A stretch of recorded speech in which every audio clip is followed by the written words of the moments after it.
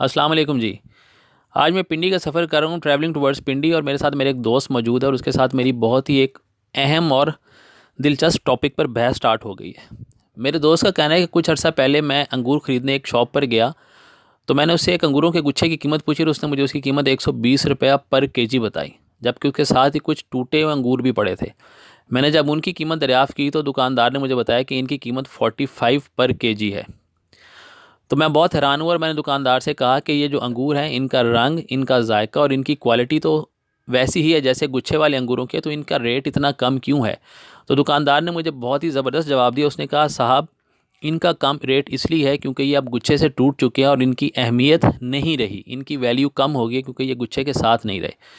تو میرا دوست کہتا ہے کہ وہاں میرے ذہن میں خیال آیا کہ جب ہم خاندان کے ساتھ جڑے رہتے ہیں، ہم اکٹھے ہوتے ہیں، ہم میں اتحاد ہوتا ہے، تو اس کی بہت زیادہ ویلیو ہوتی ہے، لیکن جب ہم اپنے خاندان سے کٹ جاتے ہیں، ہمارا اتحاد نہیں رہتا، تو وہ ویلیو، وہ اہمیت کم ہو جاتی ہے۔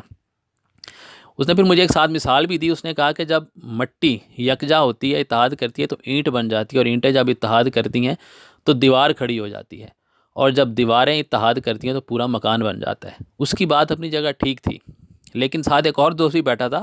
اس نے بڑی دلچسپ بات کی۔ اس نے کہا کہ آپ کی بات بالکل ٹھیک ہے، لیکن آج کل کے دور میں ہمارے خاندانوں کے اندر بہت سے گھرانے ایسے ہوتے ہیں کہ جن کو ہم جتنی مرضی کوشش کر لیں کہ ہم ان کے ساتھ جڑے رہیں، ہم ان کے ساتھ اتحاد رکھیں، ان کے ساتھ اچھے تعلقات رکھیں، لیکن وہ کچھ ایسی حرکتیں، کچھ ایسی باتیں لازمی کر جاتے ہیں کچھ عرصے بعد، کہ جس کی وجہ سے ہم مجبور ہو جاتے ہیں کہ ہم ان سے فاصلہ رکھیں۔ ہم مطلب ان کے ساتھ جڑے رہیں لیکن ان سے فاصلہ رکھیں۔